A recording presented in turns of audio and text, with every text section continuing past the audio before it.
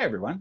This is Brian Van Brunt, and this is our Lighthouse lesson for this month, talking about white supremacism. And we have Lisa here to talk with us about this topic. I'm going to let Lisa introduce herself because she'll do it way better than I will, and then we'll jump into some questions. Sure. I'm Lisa Kovach, and I'm actually an associate professor at the University of Toledo. My area of research is right along these lines: white supremacy and terror groups. Also do a lot with suicide prevention through postvention. At the university, I teach specialty courses on this, but I also run the Center for Education in Mass Violence and Suicide, and I chair our Mass Violence Collaborative also. Absolutely. And I'm an advisory board member of NABITA. I was just going to say, we were lucky enough to grab you over into our group, and we've written, probably a number of papers together on these topics. We collaborated on this one with you in a lead position, the terrorist in training, the role of social media and the rise of terrorism through nationalistic white agenda. And that was the kind of part one of what we were looking at. And I want to talk to you a little bit about, maybe even going backwards some about why this was an interesting topic to you. I don't know that you have to spend too much time defending about why you want to fight Nazis, but that's a reasonable thing I think many of us should want to do. But what drew you to this area in the threat assessment space, and why is it a passion for you? Well, I was actually started this work shortly after Columbine, and as you know, the social media pull is even stronger, and there's a lot more communication taking place. And in just doing some work in terms of how we have students, elementary, even at this stage of the game, all the way through college. How are they getting lured into this sort of mindset where it's this us versus them, these perceived injustices? What kind of communication is taking place on that vein? And then I continue to, as I'm digging into that, continue to find more and more on this recruitment that's being done, not just foreign terror organizations, but also white supremacists. And there's also a greater threat. And I think a lot of people in our nation are under sort of this belief system that these groups are gone, that Nazism died with World War II. And we're finding that it's quite the contrary. And in fact, as we speak, these groups are growing not only in communication, but also in their potential for violence. They're getting more and more violent as the days progress. Yeah, I love the word lore, because I think that really does capture some of the tendencies that we've talked about the social media piece, that it really is and I don't know if it's a fair analogy, the kind of, the van, down by the river being, encouraging people kind of moving towards us. But I think there is a luring of it. Because if you start with, hey, we should hate all these races and let's move into, this piece, I think people will be more resistant to it. So the grooming of it seems fascinating to me. Significant grooming. Yeah. And really sort of taking the interest of young people and capitalizing on those. So they're using memes, they're using music, merchandise, anything that somebody might be interested in, but really they do troll. I mean, they troll these social media sites, and they're looking for themes. I don't belong, this is going on with my family, or just in general, sort of this anger and these themes that keep, occurring. And they're very good at picking up on those individuals. They're also very, very good at getting the youth off of mainstream social media and into not just the dark web, but the dark web that many people are not even aware of. So, a report just came out about Twitter shutting some accounts down, which is great. YouTube is following suit. It's taken them a long time, but they're trying. But that's the least of our worries. Most of the communication happens on something called ZeroNet or ZeroNet Mobile, which is for Android devices. Gab is another. So all of these sort of hidden, which are not hidden now, these hidden areas that they're communicating on, and it's very, very just easy for them. And the difficult part is when we're talking about young people, we're talking about people who know their way around technology. Yeah. It reminds me of one of the quotes that Sue makes about microaggressions is the idea of making the unseen seen. And if there was a theme, I think, for the article that you and Dr. Murphy and myself kind of pulled into. Right. I think that was part of it, right? Like, how do we, at least for part one, bring this into the light of day? You know, looking at, you say Chan, and everyone's like, oh, 8chan, 4chan. Like, people have a passing knowledge of it, Right. but trying to educate parents, teachers, bit and care teams, law enforcement about what to look for. It really is mastering almost a different language. Absolutely. And symbols, and Yeah. they're using different symbols in ways that we don't, most people don't understand. Hmm. Dates that they're abbreviating that have relevance to Adolf Hitler, things like that. Well, just, how you and I know, and people in this field understand that, April 20th, the Columbine anniversary is huge for us. And so we know sort of what to look for, and that everyone's kind of on high alert that day. But they're very, very clever at taking some of those dates and turning them into a communication style. And there's so much learning to be done, which I'm so glad that we did write this, because we're sort of on the tip of the iceberg in terms of, here's how they're communicating, here's some incidents of violence, but they're changing, they're shifting, and we're starting to see more. They are hidden, but at the same time, there are a lot of things that they do, specifically now with protesters. Hmm. There's been that increase in trying to get people to join in and hit others with their cars, ram a crowd. Right. Just go ahead and ram a crowd, where no one, we hadn't seen the likes of that for a while after, we saw the Unite the Right rally. So we hadn't seen that in a while. And it's kind of, again, gaining momentum pretty significantly. One of the other things they do on social media really, really well is they play with experts. Yeah. They'll do things like, we're shutting down, we're folding, we're no longer an organization. Right. Adam Woffin's really good at this. Yeah. We're harmless, we're disbanding, we don't get along anymore. Meanwhile, buried, in that dark, dark web are recruitment videos of them firing some pretty heavy duty weapons. So they're very, very sort of like a cat and mouse game at times. And unless you Yeah. have those tools, you're going to miss them. Right. It has this whack-a-mole, right, kind Yeah. of piece that it disappears when you hit the mole here, and it's popping up over here. And it's Right.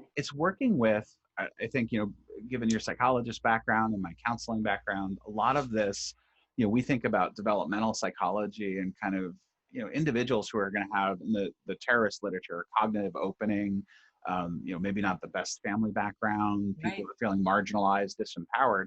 They are more at risk, and they get, Yeah. and that's why I just love, and go back to the term lure, they're lured into Mhm. something that seems like it answers those I don't know if they're existential or developmental, these questions. Right. Who am I, what's my meaning, where do I fit into the world? They watch other folks who are like, well, Black Lives Matter, and like, I'm taking, this is my culture and why it's important, and you have, in their mind, disenfranchised Caucasians who are feeling like, what Right. about me? Like, I matter too. And they find Oh, this home that amplifies some of this. and wanting to be part of something big. Right. What's analogous to Black Lives Matter that I can do as someone who has sort of these supremacist beliefs? Yeah. I mean, it We see reminds so me, much of that. when was it? It must have been like 10 years ago. I think it's almost like a bit of, I don't know how to phrase it, but this idea of like, people when they fight against like February is like, Black History Month, like, where's White History Month? Like, it's that same kind of, Yeah, like, it taps into that same kind of feeling it of, does. I'm not really against that, but where's mine? Like, why don't I Right, have equity? And it ties right, into privilege in that sense as well. right. And as you mentioned identity, and what is my identity, and who am I, and just the whole the movement is generation identity. So who are we? What are we? And who's threatening our sense of identity, our sense of selves, but also our culture? Yeah. And so that's a huge part of it as well. Well, I Yeah. remember our discussion as we were kind of creating this behind the scenes, the two, chefs, or I guess I'll be the sous chef in this situation. You can be the master I chef. know. It I both for me, I look at that and I'm like, there's this, I asked you, I'm like, generation identity, like, what is that? Like, I was getting educated a bit, and this, works. can we call it double speak? I mean, I don't want to get too like, or is it Orwellian, or I get Brave New World and Orwell mixed up, but it's that idea of, kind of the Bureau of War is the Bureau of Peace. And there's this, when I first read the term, I'm like, well, generational identity sounds good. And you dive in, you're like, oh wait, shit, that's like Nazi stuff. Like that, Right. that's the bait and switch. That's the hook and the lure Absolutely. why that term's so important. It sure is. And the great replacement, Right. Going back on a historical text, written by Camus, and that sort of philosophy that if we are not careful, if we don't protect what we have, we will be replaced. And so where we'll cease to exist if we continue to sort of be passive. And that's where it sounds so, like you said, it sounds so innocuous, but they're using these innocuous terms to then all of a sudden shift. And as you said, lure them in, but then become more and more violent, and increase, and encourage them to, not just they're violent, those recruiting, but also they're trying to get those they're luring in to have that same mindset. We need to fight for this. First, this is what's going on, and then it's we need to fight for this, just like they're fighting in Black Lives Matter. Things that come out of their mouth. And so you sort of reflect as a youth. Yeah, you're right. They are fighting for justice. We need to do the same. So very crafty and very clever. It is. Yeah. And, I know you have this term that we've used in a bit. You're not going to know what term I'm going to say, so I'm sure it'll create some anxiety for you for a moment, but I'm going to go with Dr. Contagion, right? Like, so it's a person. You've done so much research and literature, reviews and teaching on this idea of the contagion effect. We started with some of that Netflix series. And I'm just now thinking about this parallel between, how the Netflix series, the 13 Ways, right? 13 Reasons Why. Yeah, kind of like parallel some of this. There's a hook piece to it that like gets people interested in the topic, and then suddenly you're really consuming something in a way that maybe isn't particularly healthy for you. And I think that with a lot of the white supremacist groups out there, they're identifying individuals with these needs, like any normal developmental kid would have, and they add to the ones that are having these cognitive openings. They're having difficulty. They're feeling disenfranchised. They're not sure what to do, and they exploit them. Almost like a cult kind of following. Yeah, and one of our major concerns with 13 Reasons Why is those that are sort of consuming this are home alone sometimes. They're just sort of watching it on their own. So the creators really stress the fact that this is something you should watch with your family, and here's some follow-up questions. And let's face it, the way our world is, not everyone is sitting down to watch these things with their family. In fact, it's pretty unusual given our circumstances and pre-COVID. But even still, this is something that was really geared toward younger people, and there were screensavers and all sorts of things you could buy that were associated to a film about suicide, which was just so macabre if you think about it. Absolutely. So there's that aspect of it, with no one able to say, I know that she's hurting, but this isn't a solution. There's no one to do that. And just like, running parallel, as you said, is this sort of with white supremacists, I know you're feeling, you're feeling this way, but this isn't a socially acceptable or a healthy way to sort of carry forward with your thoughts. They're very, very good at picking up on those themes and knowing who's home alone, who's watching these things, and digesting them without supervision. Right. I mean, both of us as parents, we understand, and I suppose we have different levels of willingness to get into like TikTok and emojis and stuff.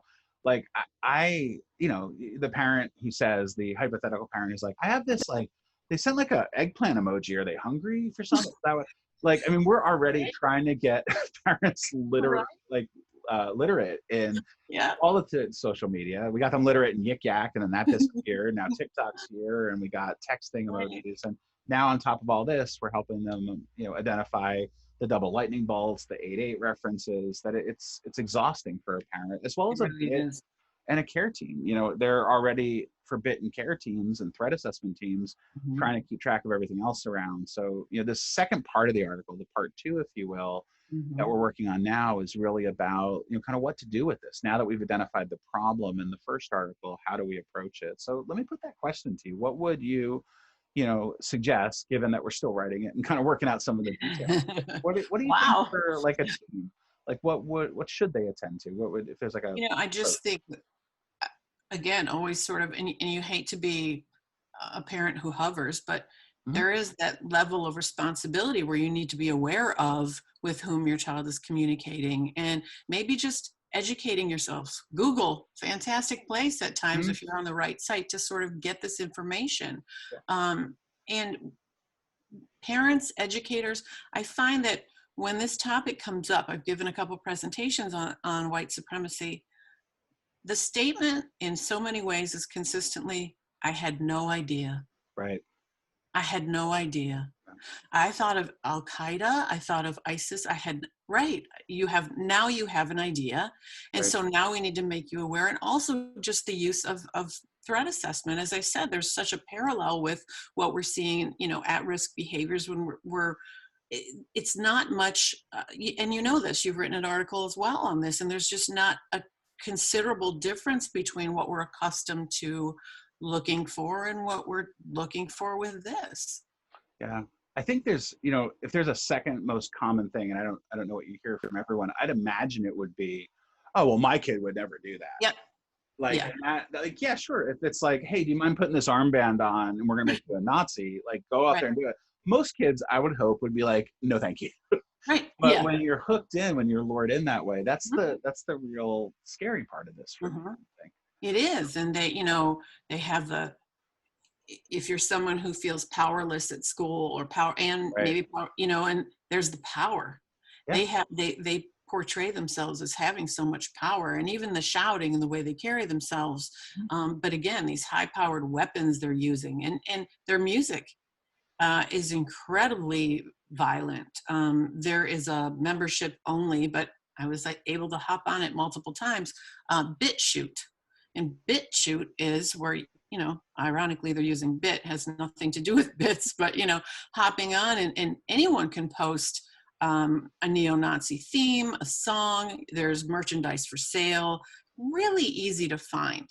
Yeah. So I think again, I'm wearing the merchandise, but even with the merchandise, things are so incredibly subtle. Mhm. I mean, we know even with Donald Trump, where he had the eagle that Right. resembled something that I'm sure it wasn't intended to be, but it certainly looked very much like a Nazi symbol.